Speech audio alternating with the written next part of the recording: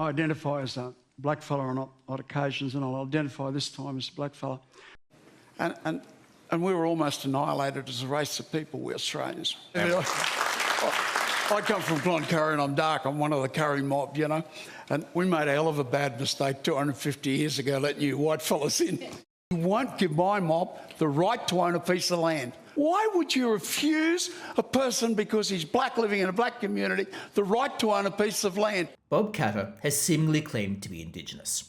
This might just be part of an elaborate troll, or he might really be Indigenous, but based on public records, that doesn't seem to be very likely.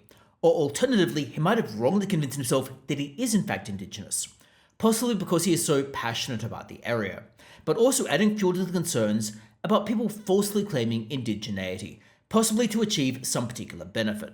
Now, it's possible that Bob Katter is not in fact claiming to be Indigenous. He might just be grandiloquent or flowery or metaphorical with his language. Or maybe he's just being very, very imprecise, as Bob Katter often has been in the past. However, his comments do sound very, very odd. Now, Andrew Bolt has previously covered this, and I'll link to his video in the description below. But let's now focus on Bob Katter's comments.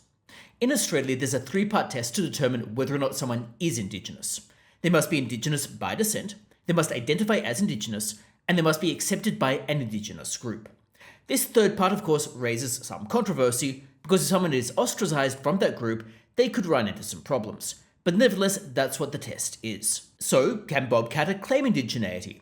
Well, we don't know entirely for sure based on public records, but we can make some inferences. If we dig into Bob Katter's past, we see little evidence that he is in fact Indigenous, but it's not impossible. Bob Katter's father was Robert Katter Sr. Bob Katter's mother was Mabel Horn. Now, focusing on Bob Katter Sr., well, his father was actually born in Lebanon, so he would clearly not be Indigenous to Australia. His mother was Vivian Bridget Warby. Now, I'm not aware of any public documentation on whether either Vivian Warby or Mabel Horn were of Indigenous descent. However, Bob Katter has not adduced any evidence that they were, or any clear claims that they were, and therefore it's not clear how Bob Katter's claims would actually be supported. Bob Katter is also quoted as saying, "I identify with them. I'm not white, but I come from Cloncurry. I'm not too sure where my racial background has come from, but I'm not going to argue if someone calls me Indigenous. I'm not going to argue that I'm not." In essence here, he's just very, very vague about his background. Now, it's quite possible he doesn't really know what his racial background really is. He might not know whether either his mother or his grandmother were Indigenous or not. But he needs to make a stronger claim if he really does believe they might have been Indigenous. Now, Bob Katter's grandfather, like I said, was from Lebanon, so that could cause him to claim that he's not white, so to speak. However, again, he lacks specificity. It is, of course, possible that he is Indigenous, but he is also a federal member of parliament. If he wants to make that claim, he should at least attempt to adduce some evidence. It is also possible that Bob Katter has convinced himself that he is Indigenous because he feels so passionately about Indigenous matters. However, feeling passionately about Indigenous matters doesn't actually make you Indigenous. He does seem to care greatly about these issues, but simply telling yourself that something is true doesn't make it so. For example, I might tell myself that grass is blue, but it doesn't make it true. Bob Katter might also tell himself that there are no gay people in his electorate, as he once asserted in an interview. You have made some statements that have got a lot of press over the times. One of them is something to the effect of you would walk... Misquoted, Tom. Misquoted, of course you were. It's the media's fault. You were quoted as saying more or less that you would walk backwards to Burke if there were more puffs than 0.001% in your electorate. Have you run into more puffs than you realised? I was reported to have then gone on to say, mind you, if it turns out that there is more than that, I'll probably walk everywhere backwards. That was what I was reported to say. So have you been doing that? No, like I wouldn't make an insensitive remark like that. Yeah, they must have misquoted me, please. Really? Well, I'm sure that I wouldn't make an insensitive remark like that, shouldn't we? Apparently you weren't a real fan of Brokeback Mountain and you said that there's no gay cowboys in your electorate. Do you remember making that comment? I may have said something along those lines, but I think it was wildly exaggerated. Okay, well, what are your attitudes towards homosexual people in your electorate? Well, they rang me up about gay marriage. I said, well, what are you ringing me up for? We can't get the heteros to marry. I mean, how are we going to get the other mob to marry? We can't even get the heteros to marry. This is utterly stupid. Mate, look, I don't spend a lot of time thinking about them. But I think these things are just silly and ridiculous. But you have been asked to go to your electorate and ask what they think about gay marriage. Have you done that? No, I'm not spending... What do you think I walk out here? I know what'll happen to me. You know, I'll be in the other category, real quick. I mean, fair go. I wouldn't be game to ask anyone the electorate a question. But Bob Katter's assertion, even if he fervently actually believes it, doesn't make it a fact.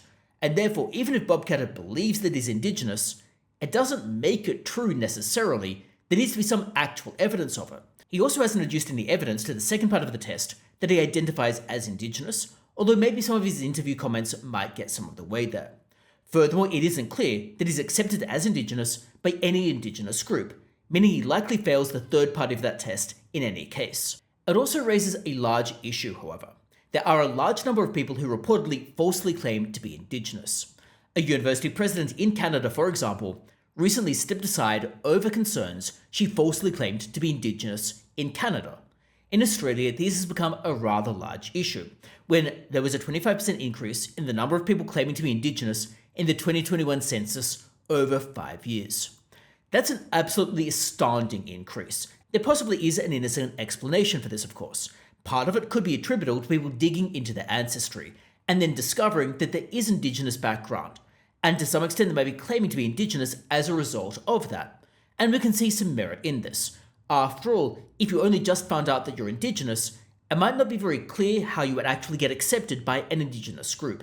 The community acceptance could be rather difficult to satisfy, even if that person is Indigenous by descent, which could lead to them claiming as such. In this case, that person might need to rely on the goodwill of the relevant elder to recognise them. But it's also quite plausible that people claimed indigeneity in order to accrue benefits. These could include better access to education, financial payments, or consulting jobs in relation to cultural heritage surveys. It's further possible that a large number of people became very interested in and passionate in Indigenous issues, and started to feel Indigenous, so to speak, and this led them to claim that they are Indigenous.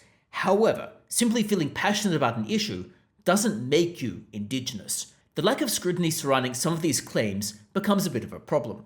Now, some people argue that because historically there have been relatively few false claims, there is no reason to scrutinize. But that's a slightly inaccurate and false assumption, because it fails to consider what happens when you start to include benefits for claiming indigeneity, but also lack any penalties if you falsely claim indigeneity. Unlike in the past, there might now be an advantage to claiming indigeneity in some contexts, education or consulting jobs for example. This advantage could also include a feeling of moral superiority amongst people.